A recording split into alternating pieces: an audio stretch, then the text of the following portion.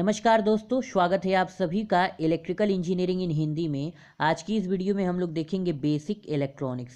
तो basic electronics के ऊपर ये पहला वीडियो होगा।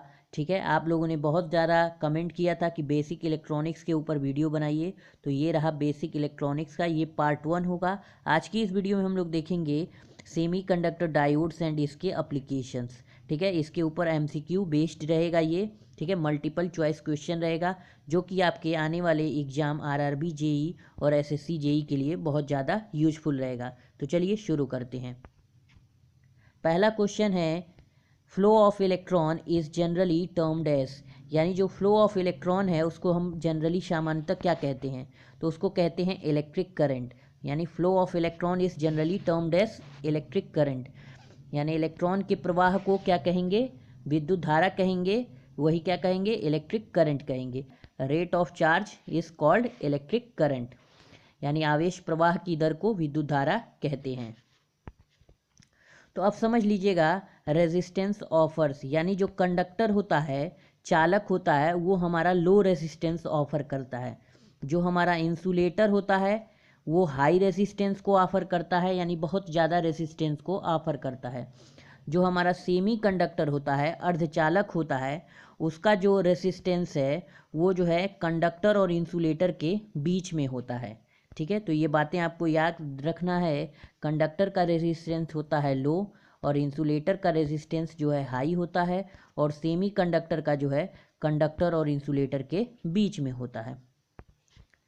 तो ये A dash is a material which offers very little resistance to the flow of current through it, यानी ऐसा कौन सा मटेरियल है जो वेरी लिटिल रेसिस्टेंस ऑफर करता है, यानी बहुत कम रेसिस्टेंस को ऑफर करता है। तो बहुत कम रेसिस्टेंस को ऑफर कौन करता है? वो करता है कंडक्टर, यानी हमारा उत्तर क्या होगा? Good conductor. यही बोला रहता हाई रेसिस्टेंस, तो हमारा उत्तर क्या होता? इंसुलेटर। और अगर बोला रहता जो ऑफर कर रहा है रेजिस्टेंस वो कंडक्टर और इंसुलेटर के बीच में होता तो वो होता सेमी कंडक्टर। तो इसका उत्तर क्या होगा? ए वाला होगा, good conductor. The resistance offered by dash is extremely large for the flow of current through it, यानी ऐसा जो रेजिस्टेंस जिसके द्वारा जो है बहुत ज़्यादा ऑफर किया जा रहा है, यानी लार्ज रेजिस्टेंस को ऑफर कर रहा है, तो उसको हम क्या बोलेंगे? तो उसको हम बोलेंगे इंसुलेटर बोलेंगे। ठीक है, एक्सट्रीमली लार्ज यानी बहुत ज़्यादा वो रेजिस्टेंस ऑफर कर रहा है, मतलब वो क्या है? इंसुलेटर है। ठीक है,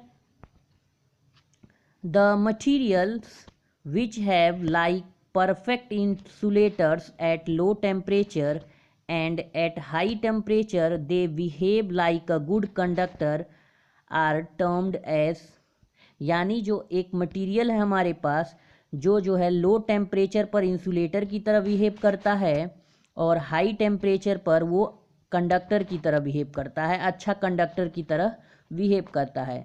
ठीक है, तो आप समझना होगा यहाँ पे जो हमारा सेमी कंडक्टर होता है उसका जो टेम्परेचर कोफिशिएंट ऑफ रेसिस्टेंस होता है वो नेगेटिव होता है। इसका क्या मतलब है? यानी जो टेम्परेचर को घटाएंगे तो रेसिस्टेंस बढ़ेगा। तो आप सोचिए, सेमी कंडक्टर मटीरियल है तो उसका जब टेम्परेचर कोफिशिएंट ऑफ रेसिस्टेंस क्या होता है? नेगेटिव, यानी टेम्परेचर को घटाएंगे तो रेजिस्टेंस बढ़ेगा। तो यानी बहुत ज़्यादा जब टेम्परेचर को लो कर देंगे तो वो परफेक्ट इंसुलेटर की तरह बिहेव करने लगेगा। अब देखिए, हाई टेम्परेचर होगा यानी उसका टेम्परेचर कोफिशिएंट ऑफ रेजिस्टेंस क्या है? पॉजिटिव है, मतलब टेम्परेचर बढ़ाएंगे तो रेजिस्टेंस क्या होगा? घटेगा। तो रेजिस्टेंस घटेगा तो मतलब वो कैसा बिहेव करेगा? गुड कंडक्टर की तरह बिहेव करेगा। तो इसका उत्तर क्या होगा? सी वाला, सेमी कंडक्टर। तो अब समझ लेते हैं टेम्परेचर कोफिशिएंट ऑफ रेसिस्टेंस ये क्या होता है। तो देखिए क्या होता है, जब हम किसी टेम्परेचर, जब मान लीजिए कोई कंडक्टर है या कोई भी मटेरियल है तो उसमें जब टेम्परेचर को बढ़ाते हैं तो क्या इफ़ेक्ट पड़ता है। जैसे मान लीजिए कोई कंडक्टर है तो कंडक्टर में टेम्परेचर बढ़ाएंगे तो उसका रेसिस्टेंस क्या होगा? बढ़ेगा, यानी उसका टेम्परेचर कोफिशिएंट ऑफ रेजिस्टेंस क्या होगा? पॉजिटिव होगा। यानी टेम्परेचर को बढ़ाएंगे तो रेजिस्टेंस भी क्या होगा? वो भी इंक्रीज करेगा। और सेमीकंडक्टर और इंसुलेटर का क्या होता है, नेगेटिव होता है। इसका क्या मतलब है, अगर सेमीकंडक्टर कोई मटेरियल है उसमें अगर हम टेम्परेचर को बढ़ाएंगे तो उसका रेजिस्टेंस क्या होगा, कम होगा। इसी तरह इंसुलेटर में भी क्या होगा, कम होगा। अगर टेम्परेचर बढ़ाएंगे तो इंसुलेटर का रेजिस्टेंस क्या होगा, कम होगा। The resistance of a good conductor with temperature, तो कंडक्टर का रेजिस्टेंस टेम्परेचर कोफिशिएंट क्या होता है, पॉजिटिव होता है। अगर टेम्परेचर को बढ़ाएंगे तो रेजिस्टेंस भी क्या होगा, बढ़ेगा। तो हमारा उत्तर क्या होगा, ए वाला होगा, इंक्रीजेस। ठीक है, कंडक्टर का जो टेम्परेचर कोफिशिएंट ऑफ रेजिस्टेंस है वो पॉजिटिव है, यानी टेम्परेचर को बढ़ाएंगे तो उसका रेजिस्टेंस भी क्या होगा, बढ़ेगा। तो हमारा उत्तर ए वाला होगा, increases. The resistance of a semi conductor is dash with temperature, यानी सेमी कंडक्टर का जो टेम्परेचर कोफिशिएंट ऑफ रेजिस्टेंस क्या होता है, नेगेटिव होता है। मतलब टेम्परेचर को बढ़ाएंगे तो उसका जो टेम्परेचर को बढ़ाएंगे तो रेजिस्टेंस क्या होगा, कम होगा, डिक्रीज होगा। तो हमारा उत्तर क्या होगा, बी वाला, डिक्रीजेस। सेमीकंडक्टर का जो नेगेटिव टेम्परेचर कोफिशिएंट होता है, मतलब टेम्परेचर बढ़ाते हैं तो रेजिस्टेंस क्या होगा, कम होगा, decreases. The conductivity of a good conductor with dash with temperature, यानी देखिए गुड कंडक्टर है तो मतलब temperature of coefficient of resistance क्या होगा, पॉजिटिव। मतलब टेम्परेचर बढ़ाएंगे तो रेजिस्टेंस क्या होगा, टेम्परेचर बढ़ाएंगे तो रेजिस्टेंस भी बढ़ेगा, रेजिस्टेंस बढ़ेगा तो रेजिस्टिविटी बढ़ेगी, रेजिस्टिविटी बढ़ेगी मतलब कंडक्टिविटी कम होगी। तो हमारा उत्तर क्या होगा, बी वाला, डिक्रीजेस। एक बार और समझाते हैं, कंडक्टर है मतलब पॉजिटिव टेम्परेचर कोफिशिएंट, टेम्परेचर बढ़ाएंगे तो रेजिस्टेंस बढ़ेगा, रेजिस्टेंस बढ़ेगा तो रेजिस्टिविटी भी बढ़ेगा, और अगर रेजिस्टिविटी बढ़ रहा है तो कंडक्टिविटी उल्टा होता है, मतलब कंडक्टिविटी घटेगा। बी वाला उत्तर होगा, decreases. The conductivity of a semi conductor with temperature, तो सेमीकंडक्टर का जो टेम्परेचर कोफिशिएंट ऑफ रेजिस्टेंस क्या होता है, नेगेटिव।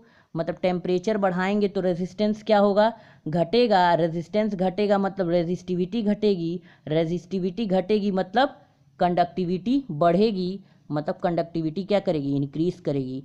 एक बार और समझाते हैं, सेमीकंडक्टर मतलब जो टेम्परेचर कोफिशिएंट ऑफ रेजिस्टेंस क्या है, नेगेटिव है। नेगेटिव होने का मतलब क्या है, जब टेम्परेचर बढ़ाएंगे तो जो रेजिस्टेंस है वो घटेगा, रेजिस्टेंस घटेगा मतलब रेजिस्टिविटी घटेगी, रेजिस्टिविटी घटेगी तो मतलब कंडक्टिविटी बढ़ेगी। हमारा उत्तर क्या होगा, A, increases. The charge of an electron is, यानी इलेक्ट्रॉन के ऊपर चार्ज क्या होता है, तो ये आप सभी लोगों को पता होगा, 1.602 इंटू 10⁻⁻19 कूलम। कभी कभी क्या होगा, ऑप्शन में जो है एक प्लस लिख देगा और एक माइनस लिख देगा, और हमको पता है क्या, चार्ज इलेक्ट्रॉन के ऊपर चार्ज कैसा होता है, नेगेटिव। तो उस कंडीशन में जो माइनस के साथ होगा वो हमारा उत्तर होगा। The total number of electrons in an atom depends upon, यानी किसी भी एटम में जो टोटल नंबर ऑफ इलेक्ट्रॉन्स हैं, यानी इलेक्ट्रॉनों की कुल संख्या है, वो किस पे डिपेंड करती है, मास नंबर पे डिपेंड करती है, एटॉमिक वेट पे डिपेंड करती है, एटॉमिक नंबर, एटॉमिक साइज। तो वो किसी भी एटम में जो नंबर ऑफ इलेक्ट्रॉन्स है वो किस पे डिपेंड करता है, एटॉमिक नंबर पर डिपेंड करता है, परमाणु क्रमांक पर निर्भर करता है। इसका क्या मतलब है, जैसे मान लीजिए सिलिकॉन का जो परमाणु एटॉमिक नंबर है वो होता है आपका 14, तो मतलब उसमें इलेक्ट्रॉनों की संख्या क्या होगी, 14। और बात करी जाए जर्मेनियम का, तो जर्मेनियम का जो एटॉमिक नंबर है वो होता है 32, यानी उसमें इलेक्ट्रॉनों की संख्या कितनी होगी, 32। तो जो इलेक्ट्रॉनों की संख्या है वो किस पे डिपेंड कर रही है, एटॉमिक नंबर पर डिपेंड कर रही है, और एटॉमिक नंबर के ही बराबर होता है न्यूट्रल एटम में। ठीक है, इलेक्ट्रॉनों की संख्या एटॉमिक नंबर के बराबर होता है, परमाणु क्रमांक के बराबर होता है। In any atom, the number of electrons in last orbit, that is the outermost orbit or valence orbit, is limited to, यानी किसी भी एटम में जो नंबर ऑफ इलेक्ट्रॉन्स हैं लास्ट ऑर्बिट में, या उसी को हम लोग क्या बोलते हैं, आउटर मोस्ट ऑर्बिट बोलते हैं या वैलेंस ऑर्बिट बोलते हैं, वो कितना होता है। तो किसी भी जो एटम है उसके लास्ट ऑर्बिट में या वैलेंस ऑर्बिट में या बोले आउटर मोस्ट ऑर्बिट में 8 इलेक्ट्रॉन होते हैं। ठीक है, 8 इलेक्ट्रॉन से ज़्यादा नहीं हो सकते हैं, 8 इलेक्ट्रॉन से ज़्यादा किसी भी कंडीशन में नहीं होगा, 8 इलेक्ट्रॉन से ही कम होगा। ठीक है, या तो 8 इलेक्ट्रॉन होगा या तो 8 से कम होगा। ठीक है, तो ये होता है आपका आउटर मोस्ट ऑर्बिट में किसी भी एटम में जो है 8 इलेक्ट्रॉन के बराबर होगा या तो 8 इलेक्ट्रॉन से कम होगा। ठीक है, in any atom the outer most orbit is called, यानी किसी भी जो है एटम में जो आउटर मोस्ट ऑर्बिट है यानी सबसे बाहरी जो ऑर्बिट होता है उसको क्या कहते हैं, तो उसको बोलते हैं वैलेंस ऑर्बिट। उसको क्या बोलते हैं, वैलेंस ऑर्बिट। और वैलेंस ऑर्बिट में जो इलेक्ट्रॉन घूमते हैं उनको क्या बोलते हैं, वैलेंस इलेक्ट्रॉन बोलते हैं। ठीक है, the electrons present in valence orbit are termed as, यानी जो इलेक्ट्रॉन्स हैं जो वैलेंस ऑर्बिट में हैं या आउटर मोस्ट ऑर्बिट में उसको क्या बोलते हैं, तो उसको बोलते हैं वैलेंस इलेक्ट्रॉन। क्या बोलते हैं, वैलेंस इलेक्ट्रॉन। हिंदी में इसको बोलते हैं संयोजी इलेक्ट्रॉन। ठीक है, तो फ्रेंड्स आज के लिए इतना ही। फ्रेंड्स आप अनअकैडमी पर नीचे डिस्क्रिप्शन में बॉक्स में जो है इस तरह का लिंक होगा, आप अनअकैडमी पर जा सकते हैं, वहाँ पर बहुत सारी वीडियोस आपको मिल जाएगी, वहाँ पर जाकर आप फॉलो कर लीजिए और सारी वीडियोस को देख लीजिए।